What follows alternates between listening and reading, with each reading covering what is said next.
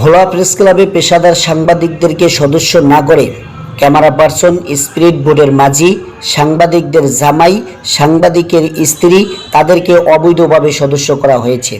এই নিয়ে পেশাদার সাংবাদিকের ভিতরে এক ক্ষোভ সৃষ্টি হয়েছে।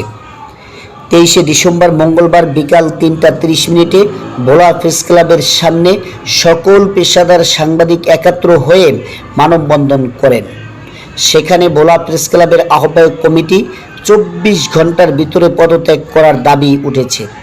প্রেস ক্লাবে তালা দেওয়া আরও কঠোর আন্দোলনের হুঁশিয়ারি দেন তারা। 40 বুঝি না, আমরা বুঝি যারা প্রকৃত সাংবাদিক, যারা পেশাদার সাংবাদিক সবাই প্রেস ক্লাবের সদস্য হতে হবে এবং প্রেস ক্লাবের সদস্য করেই নির্বাচন দিতে হবে। সকলকে সদস্য করার আহ্বান জানাচ্ছি। সেই তালিকা নিয়েও ব্যাপক বিতর্ক রয়েছে।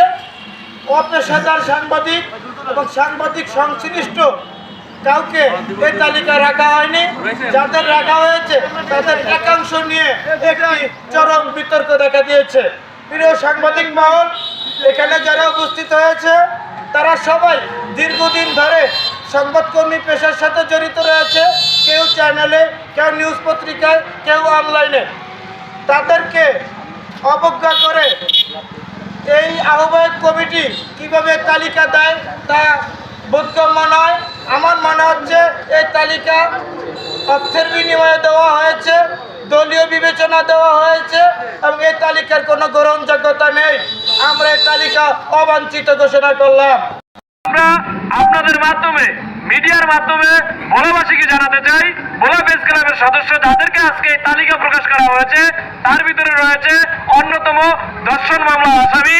এছাড়া রয়েছে ভোলার একটি সুনামধন্য চাইনিজের বয়, মানে যিনি ডেলিভারি বয়, তিনি এই ভোলা প্রেস ক্লাবের সদস্য তালিকায় এসেছেন। ভোলা স্পিড বোর্ডের গার্ডের মাঝি, ভেদিরা স্পিড বোর্ড গার্ডের মাঝি এখানে সদস্য হিসেবে এসেছেন। ভোলা প্রেস ক্লাব নয়, সারা বাংলাদেশের সকল প্রেস ক্লাবের কোন প্রেস ক্লাবে ক্যামেরাম্যান অর্থাৎ ফটো সাংবাদিকরা সদস্য হতে পারে না। সেখানে এই ফটো সাংবাদিকদের এখানে অন্তর্ভুক্ত করা হয়েছে।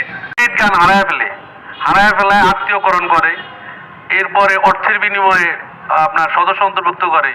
জানি না এটার মধ্যে কি আছে, আল্লাহ ভালো জানে।